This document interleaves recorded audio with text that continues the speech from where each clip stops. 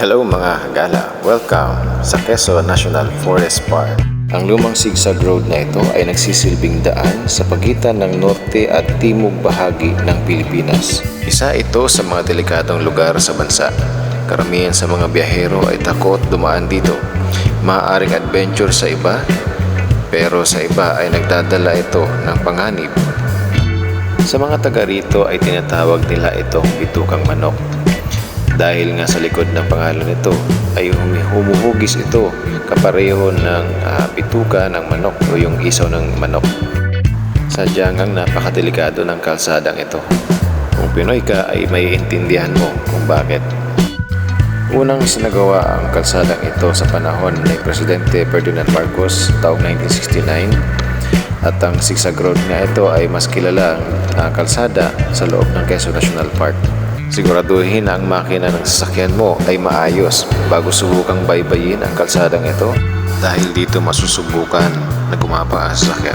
Tinatayang 15 minuto upang malampasan ito at madaraanan ang napakagandang tanawin sa itaas. Sa maikling biyahe ay mararamdaman mo na ikaw ay nasa mataas na bahagi ng bundok at madaraanan mo rin ang mga luntiang kagubatan sa buong biyahe mo.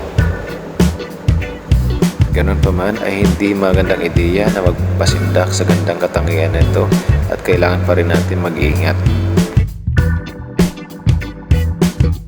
Alam niyo ba mga kagala na sa bawat pagbagtas sa mala hairpin, oo, totoo, parang hairpin, parang dumadaan ka sa isang hairpin. Inuuna ang mga paakyat na sasakyan habang pinapagilid muna sa tabi ang mga pababa para maunang dumaan ang paakyat sa makabuelo. May mga taga rito na sa araw o gabi ay umaalalay sa mga motorista at kadalasang humihingi ng donasyon o tips. Ang parke ay isang kagubatan mula sa umpisa hanggang sa pagbaba sa kalsada. Pwede na rin mag-trekking dito sa gubat, medyo may kalakihan nga lang ito. Yun ay kung may sa sapat kang oras, Dahil nga kagubatan ito, pero wala na masyadong usa yung bawira mo at saka unggoy na karaniwang naninirahan dito. May mga ibon pa naman at insekto sa na mapapansin. Pero ito nga ay pinakaingatan, pinangangalagaan para ma-enjoy ng mga tao.